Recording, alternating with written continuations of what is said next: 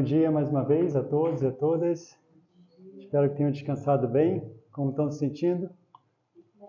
Depois de uma noite de sono aqui no Ashram Brajabhumi. Nada melhor do que dormir, ouvindo, sem ouvir muito barulho na cidade, som de carro, buzina, no local onde tem um ar puro. Então é muito bacana, Espero que vocês possam curtir aí esses dias em tarde. E, bom, como a Mohini falou, a gente vai, nesses dias, sempre na parte da manhã e da noite, está estudando a Bhagavad Gita. E na parte da tarde nós vamos ter também Yamas e Niyamas, na verdade os 8 passos do Yoga, segundo Patanjali, às 3:30 da tarde, com Bhagavan Prabhu. E então agora a gente vai falar sobre o cultivo da disciplina interior e a importância da austeridade do corpo, da mente e da fala, segundo a Bhagavad Gita. Tá bom? Então, antes de começar, eu vou cantar mais um pouquinho, uma canção que fala sobre Krishna. Krishna, para quem não conhece, ele foi um personagem histórico, ele veio há 5.000 anos atrás, assim como Jesus Cristo veio há aproximadamente 2.000 anos. E Krishna, segundo a Bhagavad Gita, como ele mesmo se apresenta, ele é o próprio Pai, o Pai comum de todas as entidades vivas, o Pai Supremo, aquele que fecunda essa natureza material com as entidades vivas, com as almas, tornando possível o nosso nascimento aqui. E esse nascimento que a gente adquire, ele está correspondente ao nosso desejo, ao nosso contato com essa energia material. Então, devido ao nosso livre-arbítrio, nós, de alguma forma, escolhemos estar aqui e, de certa forma, em termos de consciência, separados de Deus. Então, Krishna vem há 5.000 anos, ele sempre vem de tempos em tempos para cumprir com os propósitos da vinda dele. E um dos propósitos da vinda dele é restabelecer o Dharma. Então, para cumprir com esse propósito, Krishna fala Bhagavad Gita, porque o Bhagavad Gita é um conhecimento atemporal do Yoga, que é falado originalmente diretamente dele para o Deus do Sol. E esse conhecimento desce até a humanidade através do que é chamado de Guru Parampara. Já ouviram falar esse termo? Guru Parampara? Guru Parampara é um sistema de sucessão discipular de mestres e de discípulos que é falado originalmente, há mais de 5.000 anos ele era falado via oral apenas, não existia escritura. Então, ele era falado de um mestre para um discípulo e esse discípulo falava para um outro discípulo, e assim havia uma sucessão, Esse conhecimento era passado dessa forma. E originalmente esse conhecimento védico, a palavra Veda quer dizer conhecimento, ele foi falado originalmente para um deva, um semideus que é chamado Brahma. Alguém aqui não conhece Brahma? Todo mundo já ouviu falar de Brahma? Não é a cerveja, mas é o mesmo nome. Não é à toa que o slogan dessa cerveja é Brahma, a número 1. Então, porque ele é o número 1. Brahma é o primeiro a ser criado, segundo a cosmologia védica. E quando o Brahma ele foi criado, não existia nada no espaço. Ele nasceu diretamente da pessoa suprema, ou Vishnu. E ele é um ser unigênito, ele não tem, ele é nascido unicamente do pai, ele não é gerado do contato entre masculino e feminino, porque ele é gerado diretamente da pessoa suprema, a pessoa original. Então é dito que quando Brahma nasce, não existia nada no universo, apenas ele sentado numa flor de lótus. E como qualquer um de nós, ele tenta entender, ou a maioria de nós, ele tenta entender qual é a origem da sua criação, de onde ele veio. Normal, não sei se vocês já se perguntaram, de onde eu vim, para onde eu vou, Então, qual é a origem dessa criação? De onde viemos? De onde tudo se origina? Então, Brahma tem essa mesma indagação interna, esse questionamento. Então, ele começa a tentar entender essa origem empiricamente, através de sentidos. Só que ele não consegue, porque é dito que nossos sentidos são imperfeitos, temos propensão a enganar os outros, estamos sujeitos a nos iludir e também cometer erros. São esses 4 defeitos da alma condicionada segundo os Vedas. Então, por isso que se diz que é importante, existem três formas de se adquirir conhecimento. Uma delas é empírica, ou seja, através dos sentidos. Só que como os sentidos são imperfeitos, essa maneira de adquirir conhecimento ela é limitada. E uma outra maneira de adquirir conhecimento é através de hipóteses. Eu acho que pode ser assim, algumas ideias, teorias que surgem, e uma teoria ela sobrepõe a outra com o passar do tempo. Então essa maneira também é imperfeita de adquirir conhecimento, porque a nossa mente, o nosso intelecto, ele é limitado, né? Então, o que dirá quando o nosso objeto de estudo é o ilimitado, aquilo que é transcendental, aquilo que está além da percepção dos sentidos físicos? É praticamente impossível entender aquilo que está além da percepção sensorial, se valendo do intelecto ou muito menos dos sentidos físicos, unicamente. Então, existe uma terceira maneira de adquirir conhecimento, e essa forma é Shabda Pramana. Shabda é o som.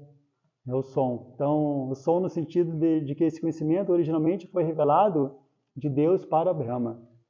Então, Brahma ele desiste de tentar entender tudo através dos sentidos apenas, ou através simplesmente do intelecto. Imagina, ele é um semideus, né? Assim, uma pessoa muito poderosa, porque ele cria tudo que existe dentro desse universo, todas as várias espécies de vida, tudo. Mas ele cria a partir de um conhecimento e dos elementos que são fornecidos para ele a partir de Deus, né? Que é a pessoa original. Então é dito que ele ouve uma voz que se chama tapas. Tapas, ele ouve essa voz. E o que significa tapas? Vocês sabem? Disciplina. Disciplina pode ser traduzido como disciplina ou como austeridade, que é um dos niyamas do Yoga Sutra de Patanjali, né? Ou seja, aquilo que a gente deve praticar para um sadhana, né? Uma prática espiritual diária, uma disciplina diária, para alcançar um objetivo, que no caso da prática do yoga é o samadhi, né? A mente fixa naquele objeto de devoção ou de adoração, né? Então, para tudo na vida requer, para que a gente possa alcançar algo, algum objetivo, a não ser que a gente não queira nada, mas a gente quer atingir algo, é necessário, requer prática de tapas. Então, mesmo um materialista, uma pessoa que não tem como objetivo último a transcendência ou samadhi, ele vai precisar praticar algum tipo de disciplina ou austeridade para alcançar o objetivo dele. Então, na prática espiritual, isso não é diferente, né? Então, esse conhecimento ele foi falado originalmente para Brahma e ele praticou tapas para poder alcançar esse objetivo que é o samadhi. Então, a gente vai falar um pouco sobre esses três tipos de austeridades do corpo, da mente e da fala, segundo Krishna na Bhagavad Gita. Essa mesma pessoa que revelou o conhecimento védico para Brahma, só que no coração, porque Krishna também, Deus está no nosso coração, e por praticar meditação ele pôde ouvir Deus no coração. Krishna, essa mesma pessoa, ele se manifestou há 5.000 anos como Bhagavan, que é um outro aspecto da verdade absoluta, que é o aspecto pessoal de Deus, né? E com esse aspecto nós podemos intercambiar uma relação de amor, né? Porque ele vem como uma pessoa, ele se manifesta como pessoa, assim como a Bíblia fala que o homem ele é feito à imagem e semelhança de Deus. Então isso a gente encontra bem nos Vedas, porque Krishna ele vem como um humano, mesmo ele aparece como humano. Esse aspecto da verdade absoluta é chamado de Bhagavan, é o aspecto pessoal. Então, no campo de batalha de Kurukshetra, foi uma batalha que aconteceu mesmo há 5.000 anos. Esse é um dado histórico mesmo. Kurukshetra existe na Índia. E não sei, para quem já foi à Índia, talvez você já tenha ouvido falar desse local, Kurukshetra. Então, se a gente for a Kurukshetra hoje, tem esse local exatamente onde o Gita foi falado para Arjuna. Ou seja, isso não é um mito, realmente aconteceu. E está lá, existem registros arqueológicos, inclusive, né, dessa batalha, de que essa batalha ocorreu.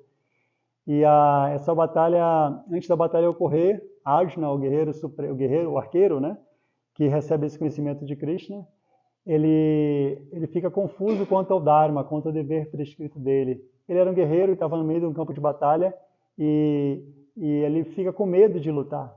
Ele fica com medo das reações que ocorreriam a partir daquela luta. Então, ele é tido como...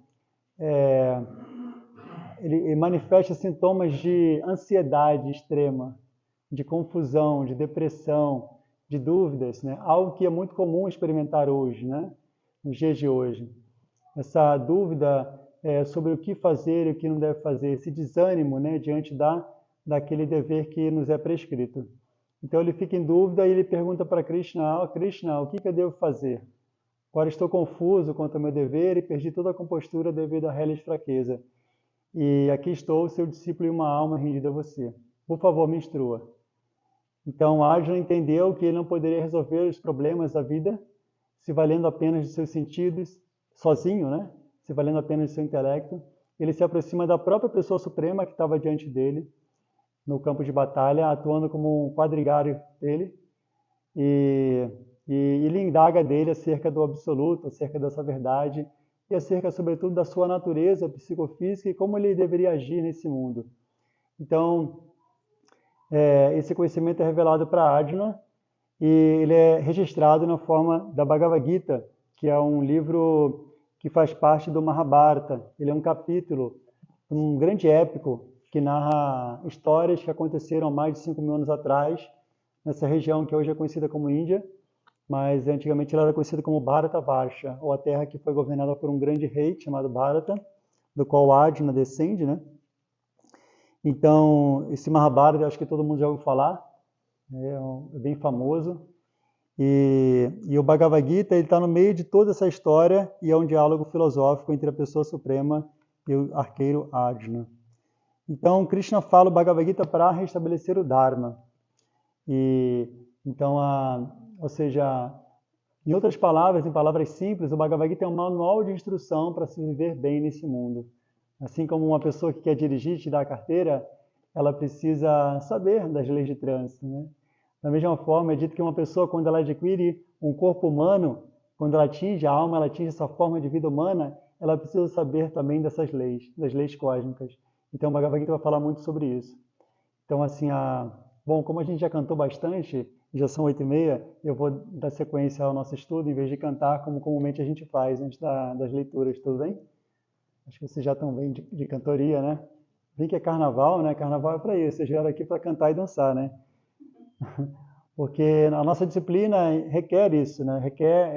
Envolve isso, a prática do canto e da dança, porque é dito que a alma, ela busca por isso nesse mundo, porque isso é natural da alma.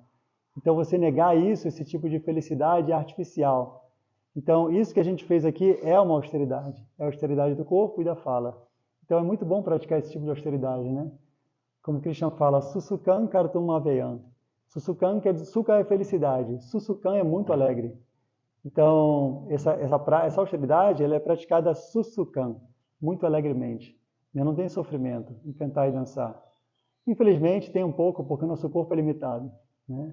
Então, a gente quer dançar e cantar, mas daqui a pouco a gente cansa, né? E senta, porque não dá para continuar dançando. Então, é dito que no mundo espiritual, cada passo é uma dança e cada falar é um cantar. Então, por isso, quando a gente vem para cá, a gente quer de alguma forma cantar e dançar, né? Então, se é uma pessoa que não gosta de cantar e dançar para nada, alguma coisa está de errado com ela. Ou uma pessoa que tenta negar isso artificialmente, achando que isso é ilusão, não é ilusão. Ilusão é você ir para a balada, cantar e dançar e tomar, né, beber, tomar todas, isso é ilusão, porque isso não vai te trazer nada.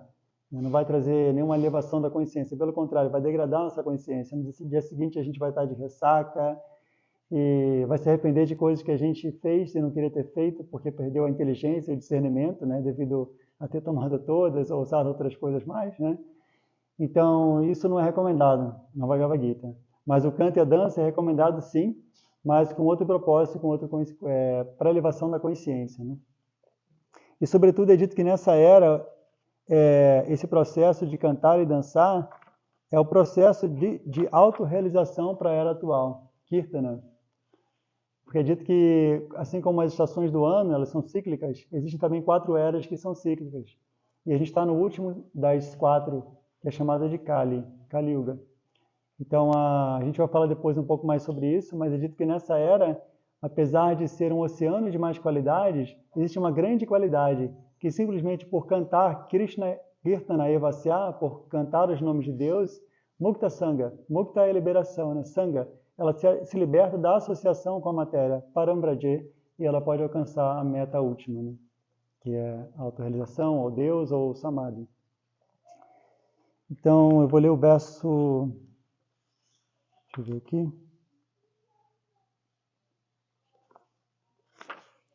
A gente vai ler 3 versos, 14, 15 e 16.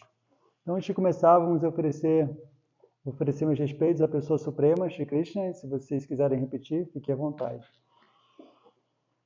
Om Namo Bhagavate Vasudevaya.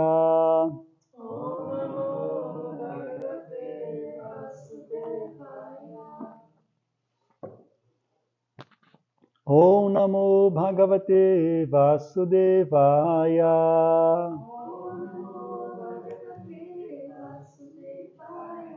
Om Namo Bhagavate Vasudevaya.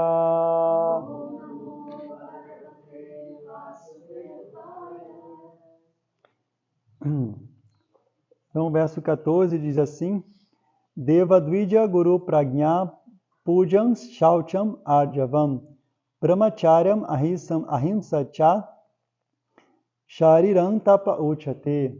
Entenderam? Eu esqueci de falar que eu vou falar em sânscrito aqui com vocês. Vocês sabem sânscrito? Não? Então alguém poderia traduzir? Estou brincando.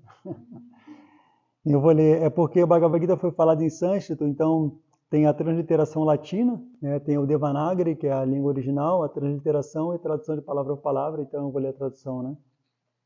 Eu também não sei sânscrito, mas essa edição ela tem a tradução de cada palavra, a tradução literal, então fica acessível para todos. Então, a palavra Deva significa do Senhor Supremo. Se vocês quiserem repetir, Dvija, os Brahmanas. Guru, o mestre espiritual. Prajna, e personalidades adoráveis. Pujam, adoração. Shaucham, limpeza. Arjavam, simplicidade. Brahmacharyam, celibato. Ahimsa, não violência. Cha, também. Shariram, relativo ao corpo. Tapa, austeridade. Uchate, disse. Então, tradução: a austeridade do corpo consiste em adorar o Senhor Supremo, os Brahmanas, o mestre espiritual, os superiores tais como pai e mãe, em limpeza, simplicidade, celibato e não violência. Então a gente viu aqui que tem 3, assim, a austeridade do corpo, ela consiste em adorar o Senhor Supremo, ou Deva, né, a divindade, né? Porque é muito comum isso não só na tradição védica, mas toda a tradição que segue esse mesmo princípio. Existem muitas no Ocidente, por exemplo. Se nós nos depararmos com a cultura nativa do Brasil, a gente vê que eles adoram os devas, né? O deus do sol, o deus da terra, da lua. Então a gente vê que isso é comum nas tradições assim chamadas primitivas, né? Então isso consiste em ser a austeridade do corpo, né? E todos vocês já praticaram isso, tudo aqui hoje, né? Alguns vieram mais cedo, às 4h30 da manhã, e participaram da primeira cerimônia, onde nós reconhecemos a importância do mestre espiritual, porque é ele quem revela esse conhecimento, assim como qualquer conhecimento que a gente queira aprender, seja ele medicina, física. Se a pessoa quiser se formar naquilo e ser um médico, por exemplo, ela vai precisar ir até uma escola, aprender de um mestre, né? Então, na cultura védica é muito comum reconhecer a autoridade, a importância da autoridade do mestre, a importância do mestre na nossa vida, porque sem os mestres, nós estaríamos em ignorância completa, não é verdade? Uma criança, a alma, ela nasce em completa ignorância. E os primeiros mestres são os seus pais, seu pai, sua mãe, professores, e posteriormente o mestre espiritual, que é aquele que vai nos dar o segundo nascimento, o nascimento para a consciência do eu, né? Porque tem o primeiro nascimento, que é o nascimento do corpo, né? Que é ocasionado pelo contato do pai com a mãe, e depois tem o nascimento espiritual, que é dado pelo mestre espiritual no momento da iniciação, né? E essa iniciação não é algo formal, mas é isso que a gente está fazendo aqui, de estudar as escrituras, isso já é uma iniciação, né, porque algo a gente vai aprender diferente, né, algo novo. Então, isso já é uma iniciação espiritual, né? Então, eu vou ler o comentário dado por Srila Prabhupada. Aqui a divindade suprema explica as diferentes espécies de austeridade e penitência. Primeiro, ele explica austeridades e penitências praticadas com o corpo. Deve-se oferecer ou aprender a oferecer respeito a Deus ou aos semideuses. Então, na cultura védica, ela é muitas vezes tida como um politeísta, e de fato é, o hinduísmo, no caso, né, que hoje em dia chamamos de hinduísmo, a filosofia que se pratica, né, naquela região que hoje é denominada Índia, mas porque ali tem muitos deuses, ou devas, como Vishnu, Brahma, Shiva, falamos alguns deles aqui, e esses semideuses, esse termo semideus, significa que é aquele que está abaixo do Deus Supremo. Assim como num governo tem o rei e tem os diferentes ministros, né? Os ministros trabalham em comparação com o rei, né? Mas o rei é a autoridade máxima, a autoridade última, né? Então, qualquer empresa que você vai, tem o presidente, né? Tem as pessoas que trabalham em cooperação com aquele corpo administrativo. Então, da mesma forma, a gente entende que nessa manifestação cósmica existe um Criador Supremo, a causa última de todas as causas, e segundo os Vedas, essa causa última de todas as causas, segundo Brahma, né, Sarva Karana Karanam, aquele da onde tudo emana, essa pessoa é Krishna. Govindam, a gente canta de manhã, acho que vocês participaram da cerimônia da manhã, tem 3 versos ou 2 do Brahma Samhita, que é um tratado de Brahma, onde ele fala Govindam, Govinda é Krishna, Adi Purusha, é a pessoa original, Tamaham Bhajami, adoro Govinda, a pessoa primordial. Então, Krishna é esse mesmo Deus dos cristãos, né, o Pai Supremo, a pessoa original, e ele se descreve na Gita como Deva Deva, ou Deus dos deuses, né? Então, aqui ele fala, Prabhupada usa esse termo, né, devemos oferecer respeitos tanto aos semideuses, que são aqueles que nos permitem respirar o ar, né? Tudo, eles controlam tudo na manifestação cósmica, o departamento do ar, da água, do ar, da chuva, tudo é controlado por esses devas. Assim como numa cidade, né, tem diferentes departamentos. Aqui em Teresópolis é a Enel, é a da luz, tem a da água, que eu não sei como chama. Enfim, tem a SEDAI, né? No Rio de Janeiro é SEDAI, né? Hã? Águas do Rio? Então, antigamente, quando eu morava no Rio, era a SEDAI. Então, tem diferentes departamentos. Uma pessoa sabe que a água ela chega na torneira da sua casa, não é aleatoriamente. Existe uma organização por detrás daquilo. Assim como nessa casa, esse templo ele foi construído por alguém planejou, outras pessoas executaram, né? E tudo isso feito a partir de elementos que foram fornecidos pela natureza. Da mesma forma, na manifestação cósmica, a gente entende que por detrás de todo fenômeno existe uma inteligência por detrás, ou um controlador, né? E existe por detrás de tudo o controlador último, que é aquele que permeia tudo, aquele que está no coração de todos, que é Krishna, né? Ou Paramatma. Então, é natural, né, dentro dessa civilização védica, oferecer respeito aos deuses, ou ao Deus Supremo, aos brahmanas perfeitos e qualificados e ao mestre espiritual e aos superiores, tais como pai e mãe, ou a qualquer pessoa versada no conhecimento védico. Eles devem receber o devido respeito, deve-se praticar a limpeza externa e interna. Então, sobre oferecer respeito, é interessante, né, que a gente deve pensar, poxa, oferecer respeito só a essas pessoas?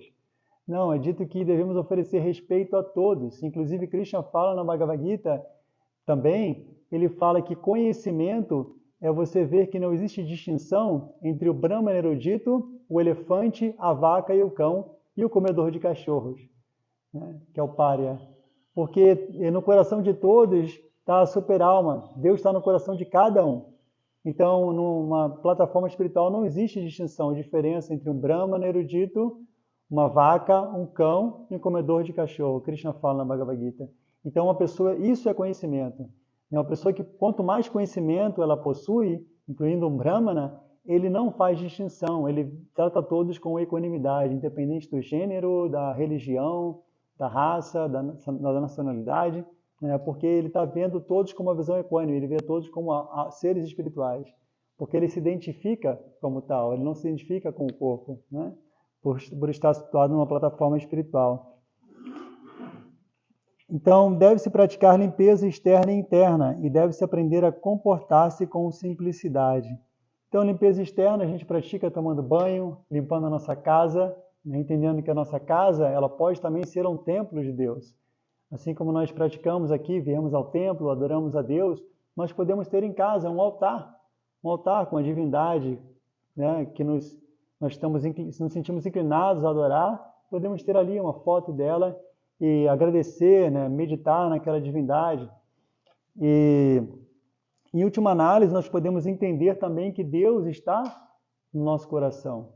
Então, nós podemos também desenvolver essa consciência que o nosso corpo é um templo. Portanto, nós devemos mantê-lo limpo, tanto interna quanto externamente. E a purificação interna ela pode ser exercida através do canto de mantras, né? Segundo as escrituras, esses mantras, eles limpam o coração de toda a poeira acumulada durante anos. E, portanto, extingue o fogo da vida condicionada que se apresenta sob a forma de repetidos nascimentos e mortes. E, consequentemente, esse canto, essa purificação interna, nos permite saborear o néctar pelo qual sempre ansiamos. Essa felicidade que a gente busca fora, ela está dentro de nós. Só que no momento, o espelho da nossa mente ele está encoberto por muitas sujeiras, camadas de sujeiras. E esse mantra, ele purifica a mente para que nós possamos ver o espelho da alma, né? O espelho da mente, de uma forma pura, nos vê ali com a mente, né? A mente pura. E não devemos fazer nada que não seja sancionado pelos preceitos das Escrituras. Não se deve praticar o sexo fora do casamento, pois as Escrituras autorizam apenas o sexo dentro do casamento, e não algum outro tipo de atividade sexual. Isto se chama celibato. Interessante que aqui esse conceito de celibato ele é aplicado dentro da vida familiar, né, de uma união estável, e não apenas para uma pessoa, um monge, né, que não tem nenhum contato, né, sexual, mas aqui se fala também que a atividade sexual ela deve ser praticada através de uma união estável e não livremente, né, como os animais fazem, né? Então, às vezes o ser humano ele quer competir, sobretudo hoje, com os animais, né? Ele quer comer livremente, comer à vontade, comer qualquer coisa, né? E sem nenhuma discriminação, né? Por isso que os Vedas também prescrevem, né? Krishna prescreve na Bhagavad Gita um alimento mais sáttvico, né? Um alimento que não é proveniente de uma violência, né? Como matança de animais, né? Alimentos que já estão em decomposição, e esse tipo de alimentação é uma alimentação no modo da bondade, né? E a vida, a gente estava falando, por que eu estava falando isso mesmo? Porque eu falei de ahimsa, a gente se lembra? Hã? A limpeza interna. Limpeza interna, né? Acho que foi limpeza externa, né? Então, aqui falou sobre, eu estava falando sobre a atividade sexual dentro do casamento, né? Dentro de uma união estável, mas eu me esqueci a conexão que eu fiz com a ahimsa. Então, concluindo, essas penitências e austeridades referem-se ao corpo, né? Então, agora vamos ver sobre a austeridade da fala. Vocês têm algum comentário, alguma pergunta sobre essa austeridade do corpo? Faz sentido? Eu até acho assim essa palavra, né? No nosso vocabulário, austeridade sempre é uma coisa assim, nossa, né? Severa. Eu sou obrigada. Penosa, né? Então eu acho que é bem legal, assim, porque para mim entender que, puxa, se toda austeridade é cantar e dançar e agradecer, que austeridade que é essa, né? Não é austeridade nenhuma, isso é super tranquilo de fazer. Sim. Mas na verdade tem pessoas que realmente modificam muito o corpo. Então, acho que o legal da filosofia é isso, se mostrar que é uma maneira simples e prazerosa de vocês ir limpando, né, a mente e o corpo. Então, até a palavra austeridade, acho que é uma palavra pesada, né? Sim, sim. Por isso que no começo a gente comentou que essa palavra tapas pode ser traduzida também como disciplina. Porque é uma disciplina, né? Por mais que seja prazeroso, A gente poderia estar pulando carnaval, né, agora. Mas acho que a maioria aqui veio por livre e espontânea vontade, né? Escolheram estar aqui em Vrajabhumi, cantar e dançar de uma outra maneira, de uma outra forma, né? Então, é uma disciplina, né? Então, para uns isso é uma austeridade, é severo, né? Poxa, eu vou deixar de ir para o carnaval e ir lá para uma comunidade rural, né? E isso aí pode tomar esse sentido, né? De ser, assim, muito difícil, né? Algo severo de ser feito, né? E, Govinda, só comentar também, puxando o gancho do que a Dora disse, que muitas vezes a gente pensa que a austeridade ou né, uma disciplina vai tirar a nossa liberdade, vai me impedir de fazer alguma coisa. Mas, na verdade, quem busca adotar essa disciplina busca naturalmente, porque vê os benefícios e porque, no final das contas, isso mais liberta do que aprisiona, porque permite que a pessoa tenha uma conexão melhor consigo, com o divino, permite que a pessoa se mantenha-se saudável, mantenha-se purificada, com a consciência elevada, muitos benefícios, né? E ao contrário, né, quando a pessoa não adota algum tipo de disciplina, muitas vezes é algo doce no começo, que legal, né? Farra, comer tudo que eu quero, desempregradamente, só que aí depois a conta chega de alguma forma, né? E aquilo que era alegria, prazer, vira dor e sofrimento de muitas formas, né? Então, acho que é legal também, né, comentar que a austeridade, a disciplina não é uma coisa negativa e não é uma coisa que aprisiona, mas que na verdade liberta. Sim, muito bem lembrado. São princípios da liberdade, né? Porque de outra forma a gente fica aprisionado pelos desejos da mente. Uma pessoa que ela é viciada em fumar, né? Uma pessoa que é viciada em álcool, algum tipo de vício, qualquer que seja, nós temos muitos vícios, né? Que não sejam vício das drogas, mas nós temos hábitos que são nocivos, né? Hábitos que são destrutivos, aquilo que a gente não queria fazer, mas a gente faz. Inclusive, Ajna pergunta, o que impele a entidade viva a cometer atos contra a sua própria vontade? E Krishna fala que a luxúria é o inimigo pecaminoso que tudo devora nesse mundo. A gente pode traduzir também a luxúria, o kama, que é uma palavra em sânscrito que é traduzido como luxúria, não apenas como desejo sexual, mas é o desejo hedonista, né? O desejo de você querer desfrutar desenfreadamente, ou desfrutar sem uma consciência de que tudo pertence a Deus. Essa consciência de explorar os recursos da natureza material sem uma disciplina, ou seja, arrecadar mais fundos do que o necessário, esforçar-se em demasia por conseguir coisas que sejam muito difíceis de se obter. E por isso não consegue levar uma vida simples, uma vida que nos liberta, né, que nos traz paz. Porque uma característica, a luxúria, ela nasce, o desejo hedonista, do modo do contato, do modo da paixão. E uma característica do modo da paixão é desejos e anseios ilimitados. Então, quem pode viver de uma forma pacífica se ela tem desejos e anseios ilimitados? Uma pessoa que está sempre querendo mais e mais e mais, ela nunca se satisfaz, né?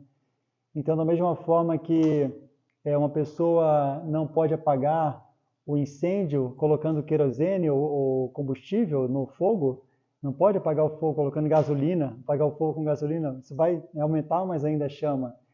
Da mesma forma, não dá para apaziguar a mente dando a ela cada vez mais assim, a satisfação material, porque a satisfação do contato dos sentidos com seus objetos ela é temporária. Mas a gente deve satisfazer a mente de uma maneira comedida, isso é natural, né? Como, por exemplo, a gente vem para cá, canta e dança.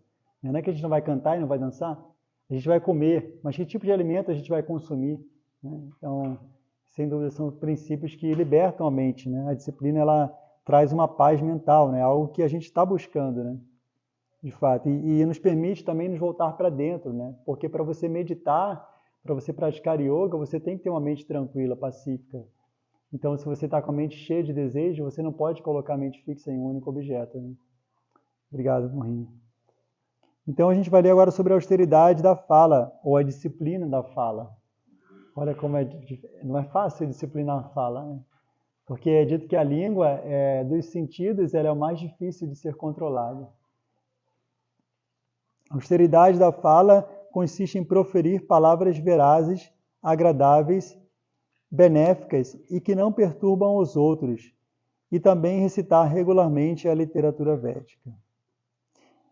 Prabhupada comenta que ninguém deve falar de um modo que agite a mente dos outros. Às vezes a gente quer falar algo que é veraz, é verdadeiro, mas tem que ser falado de uma forma benéfica e agradável. Não quer dizer, controle da fala não quer dizer que a gente não vai falar a verdade, mas como falar aquilo. Então não é o que falar, mas como falar. Então isso é disciplina da mente, da fala. Naturalmente, ao falar, um professor pode instruir seus alunos, dizendo-lhes a verdade, mas esse mesmo professor não precisa se dirigir àqueles que não são seus alunos com palavras que acaso venham agitar suas mentes. Esta penitência refere-se ao ato de falar. Ademais, não se devem falar tolices. O processo de falar em círculos espirituais consiste em dizer algo que as Escrituras aprovam. Para confirmar aquilo que diz, a pessoa deve imediatamente citar uma passagem da Escritura autorizada. Ao mesmo tempo, deve ser muito agradável ouvir sua conversa. Com seus comentários, ela pode obter o maior benefício e elevar a sociedade humana. Há um acervo ilimitado de literatura védica e todos devem procurar estudá-la. Isso chama-se a disciplina da fala. Então, é dito que muitas pessoas tentam controlar a fala simplesmente não falando nada, né? É chamado voto de mal, né? Mas segundo o processo de Bhakti Yoga, controlar a fala significa você falar palavras verazes, agradáveis e benéficas e não tentar parar de falar algo, né? Então é interessante que hoje em dia fala-se muito sobre comunicação não violenta, né? Então, há 5.000 anos, Krishna já tinha falado sobre isso na Bhagavad Gita. E isso é o que esse verso fala, né? Sobre a comunicação não violenta. Algum comentário sobre isso? Então, vamos ver agora sobre a austeridade da mente. A satisfação, simplicidade, gravidade, autocontrole e purificação da existência são austeridades da mente. Então, simplicidade, né? Vida simples, Prabhupada falava, e pensamento elevado, né? Então, assim, isso que a gente busca, né, ao desenvolver comunidades rurais, é mostrar um estilo de vida mais simples, né? Mostrar que pode ser feliz com um pouco, né, com coisas simples. Ou seja, você ser feliz em se reunir, congregar, ou estudar as escrituras, comendo um alimento que é agradável, saboroso, mas é oferecido a Deus primeiramente, então esse alimento ele se santifica. Ou seja, você se valer daquilo que vem assim automaticamente, sem muito esforço, né? Você trabalhar, mas não mais do que o necessário, ao ponto de você não ter tempo para você mesmo, não ter tempo para a autorrealização.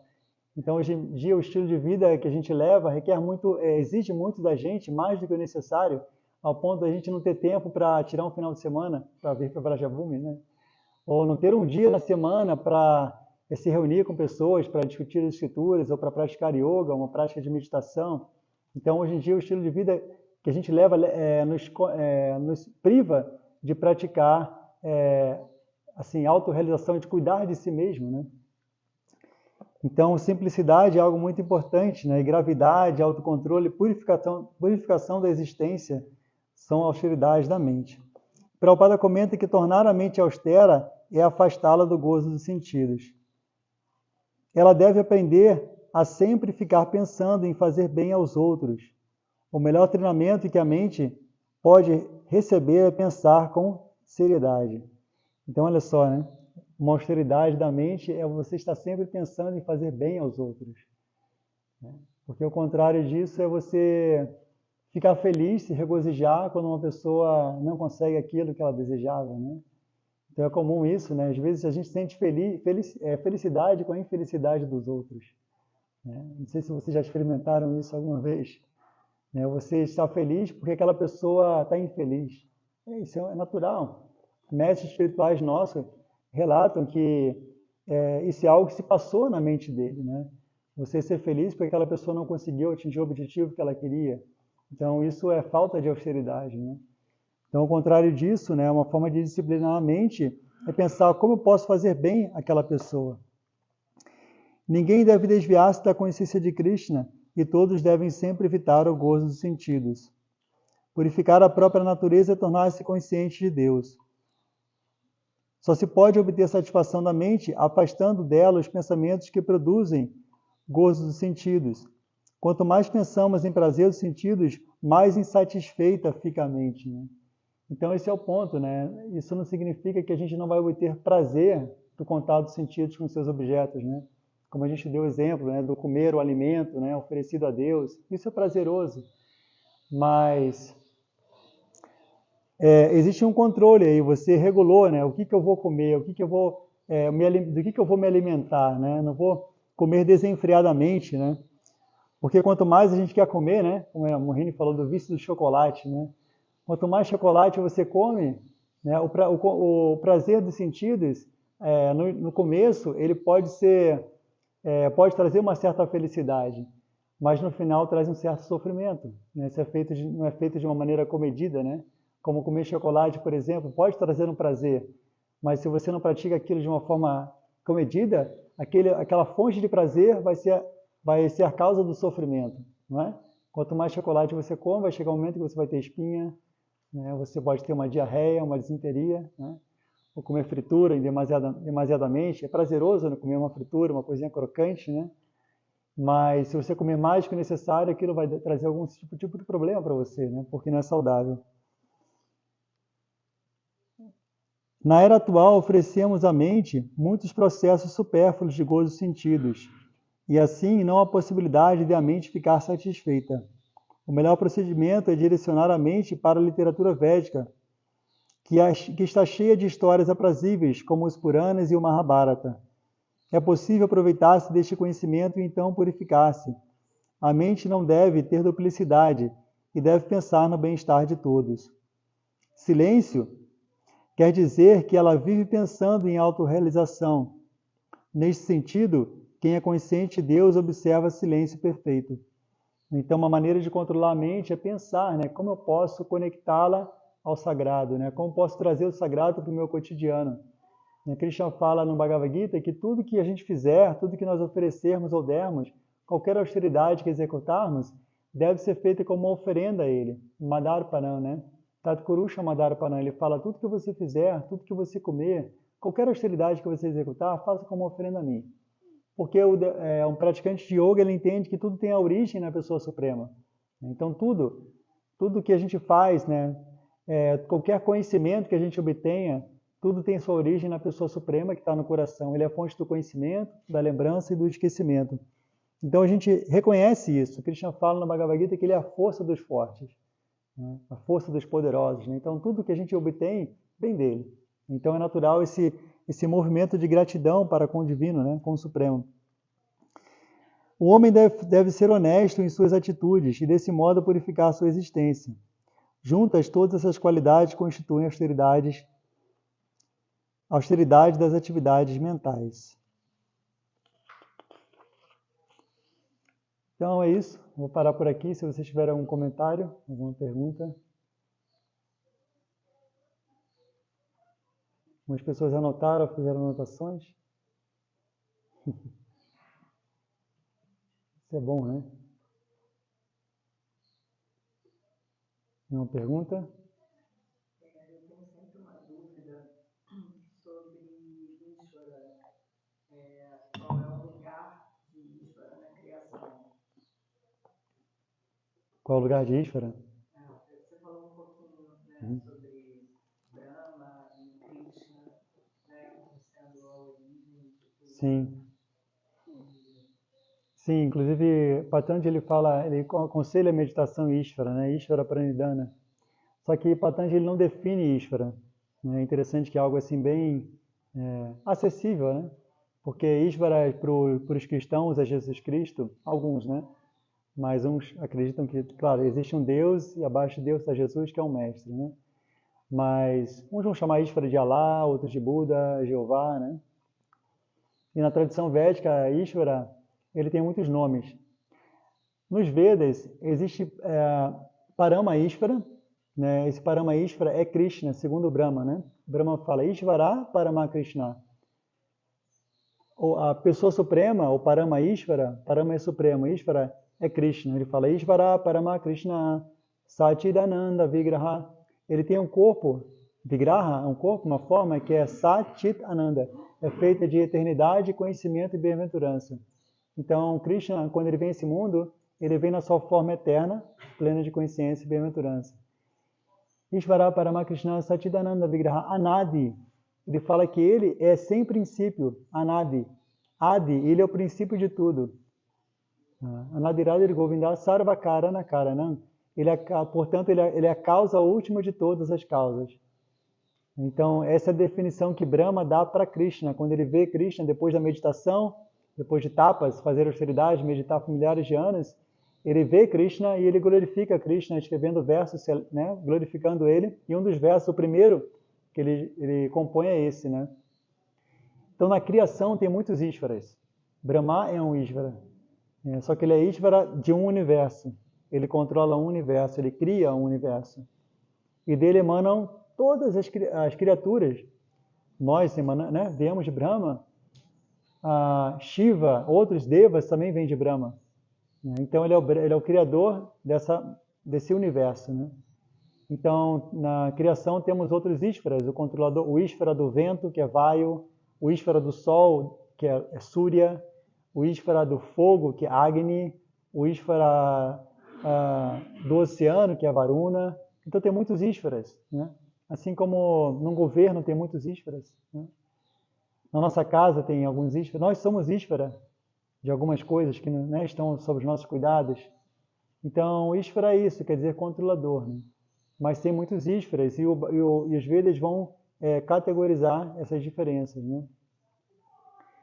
Então, o Bhagavad Gita ele vai tratar desse tema, Ishvara. São 5 temas que permeiam o Bhagavad Gita. E um deles é Ishvara. Krishna fala na Bhagavad Gita que eu estou situado no coração de todos, dirigindo as andanças de todas as entidades vivas que estão sentadas numa espécie de máquina feita pela energia material. Então, esse corpo é um veículo para a alma interagir nesse mundo, para que a gente possa viver aqui nesse mundo, né? Assim como uma pessoa, ela pega um carro e dirige o carro, e esse carro permite que ela chegue de um ponto ao outro, leve ela de um ponto ao outro, né? Então, esse corpo, ele nos é dado pela natureza material, né? Como resultado do nosso karma. E Deus está no coração de cada um de nós, dirigindo as andanças de cada um de nós. Então, ele também vai falar sobre esse tema na Bhagavad Gita. Ishvara, depois ele vai falar sobre Jiva, que são as entidades vivas, né? É a alma que vive no corpo, né? Então, o Bhagavad Gita tem um exemplo também para ilustrar um pouco isso. Tem o exemplo da carruagem. Já viram? Essa carruagem ela é comparada ao corpo. E os cavalos são comparados aos sentidos. As rédeas da carruagem são comparadas à mente, né? E a mente ela é controlada pela inteligência. Então, o condutor da carruagem, que é Krishna, representa a inteligência de um yogi, né? A inteligência que está sob o controle do conhecimento espiritual, né? Ela está sendo nutrida pelo conhecimento espiritual.